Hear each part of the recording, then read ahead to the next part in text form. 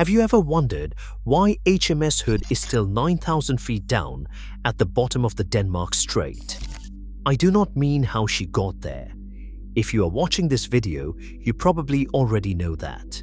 But if you are unfamiliar, HMS Hood was the most powerful warship in the world for nearly 20 years.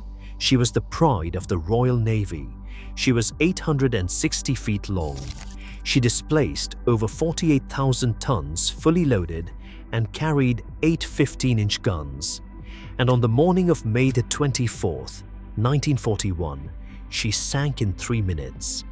What I want to know is why nobody has ever gone back for her.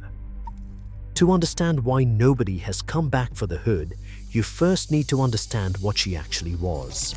The Hood was commissioned in 1920 as the largest, fastest, and most heavily armed warship afloat. She was built at the very end of the First World War to a battlecruiser design, a ship optimized for speed over armor protection. Her hull was 860 feet long. She could make 32 knots, faster than almost any battleship in any navy in the world. Her main armament was 8 15-inch guns mounted in 4 turrets. For nearly 20 years, the mighty Hood, as she was known, was the unofficial flagship of the British Empire. In 1923, she was sent on a world tour to remind everyone who ruled the seas. She steamed 740,000 miles, visited every continent except Antarctica, and was photographed in front of every major port from Sydney to San Francisco. By the late 1930s, the Royal Navy knew her armor scheme was outdated. The deck protection over her magazines was thin compared to modern battleships. A major refit was scheduled for 1939. War broke out in September of that year. The refit was cancelled. The Hood went to war with armor designed for the previous generation. This is the bit that got me. The Hood went into her final battle still carrying armor that the Royal Navy already knew was inadequate, and the man who caught up to her knew it too. On May 24, 1941, the Hood was steaming in the Denmark Strait between Iceland and Greenland in pursuit of the German battleship Bismarck. Her companion was the brand new battleship HMS Prince of Wales. The 2 British ships had been ordered to intercept Bismarck before she could break out into the Atlantic and start raiding Allied convoys. At 5:52 in the morning, the Hood opened fire at a range of about 13 miles. Within 5 minutes, the Bismarck had her ranged. At 6 o'clock in the morning, a single 15-inch shell from Bismarck's 5th salvo struck the Hood somewhere between her after funnel and her main mast. What happened next took less time to occur than it takes to describe. The shell penetrated the deck and detonated the main magazine for the after 15-inch turrets. Photographs of the moment exist. They show a column of fire rising hundreds of feet into the air, with the Hood's stern visibly disintegrating. The Hood broke in two. Her bow rose almost vertical out of the water. Her stern tilted forward. She sank in 3 minutes. Of her crew of 1,421 men, 3 survived: Bob Tilburn, a young anti-aircraft gunner; Ted Briggs, an 18-year-old signalman; and midshipman William Dundas, who climbed out of the bridge and was thrown clear by the angle. They were picked up by the destroyer, HMS Electra, 2.5 hours later. It is the largest single-ship loss of life in Royal Navy history. So the question is, where did she go down, and why has nobody brought her up?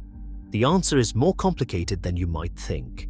It comes down to the depth, the state of the wreck, and a piece of British law that did not even exist when she sank. The Hood was found in 2001, 60 years after she sank.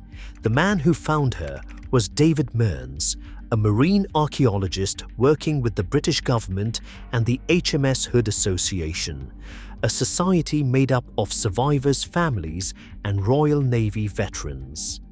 The expedition used side-scan sonar across an area of the Denmark Strait, roughly 100 miles southwest of Iceland. The wreck was located at a depth of approximately 9,200 feet. That is nearly 3 kilometers straight down, in some of the coldest, roughest water on Earth. Now here is where it gets interesting.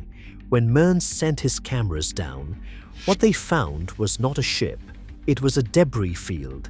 The Hood's stern, which had broken away in the explosion, was lying 2.5 miles away from the main wreck. The bow section was crushed and shattered. Sections of the hull plating were spread across the seabed. The conning tower had ripped clean off and rolled some distance from the rest. The magazine explosion had effectively turned the ship inside out, and the 4-kilometer fall to the bottom had finished what the Bismarck started. There was no intact hull, there was no preserved interior, there was nothing structurally to recover, even if anyone had wanted to. The Hood, in any meaningful sense, had stopped being a ship at 6 o'clock in the morning on May 24th, 1941. What was 9,000 feet down was the wreckage of a wreckage. And then there is the law. The Hood is a designated war grave under the Protection of Military Remains Act of 1986. That law was passed 45 years after the Hood sank, and one of its first applications was to her wreck site. Under the Act, the wreck and a defined area around it are sealed. Diving operations require a license. Recovery of human remains is forbidden. Recovery of artifacts is permitted only with the explicit consent of the survivors' families and the Ministry of Defense. In 2012, after years of negotiation, that permission was granted for one item only: the bell.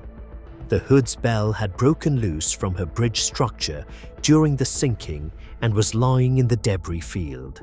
In 2015, an expedition funded by the late billionaire Paul Allen recovered it. The bell was brought to the surface, restored, and presented to the National Museum of the Royal Navy in Portsmouth, where it is on permanent display.